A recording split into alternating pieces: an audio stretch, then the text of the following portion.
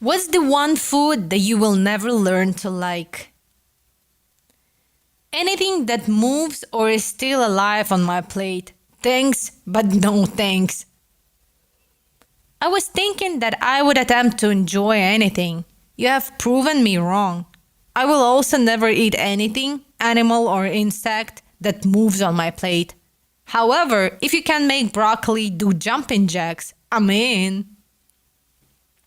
It happened to me. I ate at a really good New York sushi place. The owner asked how it was. I said, fine, but I asked for no Spanish mackerel, and they gave me one. The owner apologized and offered some clams, which I like. The clams were fresh. As I ate it on the little rectangles of rice, it moved and did so in my mouth. I couldn't eat sushi for weeks after that. Maggots. I know they're edible, and in a survival situation, you gotta do what you gotta do, but I can't imagine developing a taste for them. I'd rather die, to be honest. You'd eat paper and leather if you got hungry enough. A third could even look mouth-watering. You could opt for suicide, but if you have the slightest bit of will to live, the pure agony of hunger will make you eat anything. People did some crazy things during the siege of Stalingrad. I read today that termites taste like mint. It's about the same as maggots for me. I'm gonna have to take somebody's word. Yup. I went to Belize a few years back, and a tour guide told us this when we came across an infested tree while hiking. She encouraged people to try them if they wanted to, but openly admitted that she had never done so and was grossed out by it. I tried one, and it did indeed taste like mint, surprisingly light and subtle. Papaya, yuck. Papaya definitely has a vomity flavor undertone. You know that rank taste you have in the back of your throat the morning after spending all night drinking, then puking, then passing out? Yeah, papaya tastes like that. I feel the same, but I've also been told that papaya with lime juice on top is a completely different experience, so maybe I've just been eating it wrong. Fucking licorice, and by extension fennel, anise, and anything of the sort. Cannot stand the flavor. Celery. Thank you. I fucking hate celery. And people are always like, how can you hate celery? It has no taste. Oh, it has a taste. And it tastes like garbage water.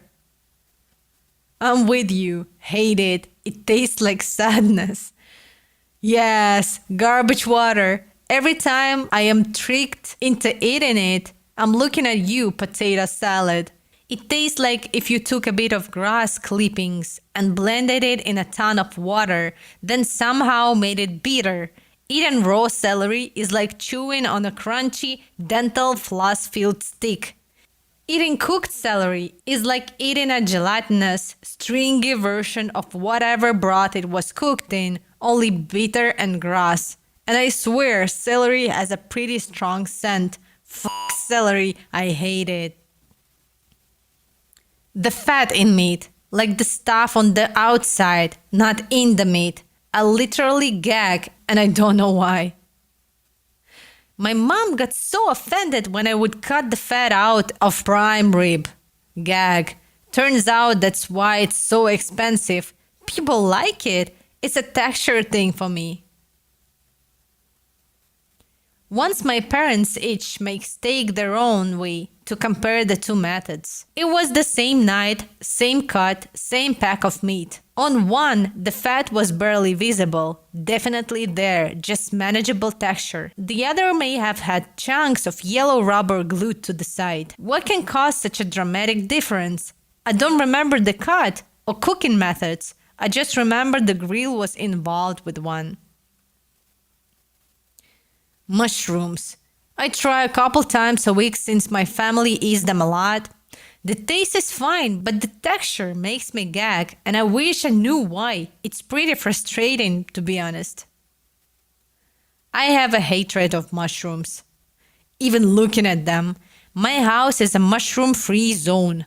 I have to announce I'm allergic to mushrooms in restaurants because they do not care if you just say you dislike them. When I took magic mushrooms blended through yogurt, I was gagging the whole time, but the trip was worth it in the end. Brussels sprouts. They're not the same as they were 30-40 years ago. They've been genetically modified to get rid of the bitterness. And you need to roast them. Bet the last time you tried them, your mom boiled them. Yuck. Slice, spread out on a baking sheet, drizzle with a good oil, salt, maybe some garlic powder. Cook till a little crispy. I love Brussels sprouts. I roast them in the oven with a little olive oil, salt and pepper. Or I saute them in a little bacon grease until they're crispy. I've discovered the main reason I've hated veggies my whole life is because I mostly ate them boiled or steamed. Sauteed, roasted veggies are amazing. I will never learn to like cilantro. It's not you, it's me. My genes say you taste like soap, and indeed you do. I have loved cilantro my entire life, but the last few bunches tasted soapy. I'm hoping it was just shitty cilantro and not a change in my taste buds, because I know what a challenge it is for you. I don't hate it, and I don't think it tastes like soap, not at all, but I do not like it. It's a very subtle unpleasantness. Kind of like stepping in dog shit and walking around all over your nice clean house before you realize what that smell is. Cilantro tastes like ass, not soap. Ass. It tastes soapy to me too. Unfortunately, salsa without a little tiny bit of cilantro tastes flat and just plain wrong, so I have learned to use it very sparingly. Interestingly, coriander is the same plant, and beer brewed with coriander tastes fine. Also, if you have brown marmorated stink buds in your area, then totally smell like cilantro when they get squished. Yuck. Came here to post this. First time I had cilantro was in an expensive nachos dish. It was so strong to me I spat it out and said to my partner, "Oh, this tastes like how a public toilet smells. Like that intense cheap soap smell." He looked at me like I was crazy and said it tasted fine. I was insistent that they must have had soap on their hands when they made the dish.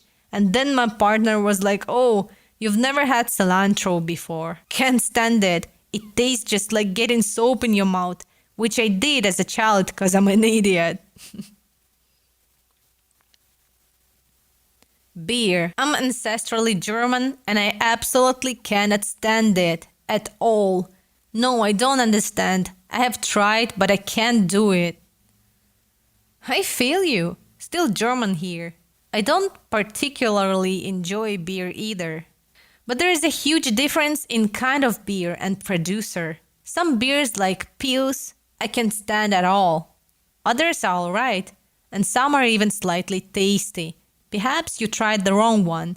If not, there is no problem in enjoying beer, even with your ancestry. Same. I hate the taste of beer. Hard liquor, no problem. Apple ale, sure. Beer? Ugh. I've been told that if you drink one every day for 2 weeks, you will love it. Day 4, I felt like I was about to drink raw sewage. Liver. Liver and onions was a special request dinner me and my brother made after watching an episode of Arthur. It was so dry and terrible. I cried when my dad made me clear my plate. I grew up in a house where mom made dinner for everyone. You either ate what she cooked or you went hungry. The only exception was when she made dead liver and onions. She would also make real food for the rest of us, because liver is fucking disgusting. Eggplant. I hate the texture. And olives. They're fucking terrible. They taste like metal to me. I always say olives taste like pennies. I get you. The thing is that olives vary a lot in quality. I try like 50 types of olives where I live, and they all taste like shit regardless of the color. They are either metallic, chemical, or even minty. I'm originally from Italy. Whenever I'm there, I can buy the cheapest packaged olives and they will taste so much better, much more delicate and almost milky. Chocolate. I tell people I'm allergic because some people get outright angry at me if I say I don't like it. No idea why, but I do what I gotta do to survive. I've decided that chocolate is best as a complementary flavor to other foods. Chocolate and peanut butter, chocolate and mint, chocolate and oranges. But chocolate by itself is just shit. It's either too sweet or too bitter.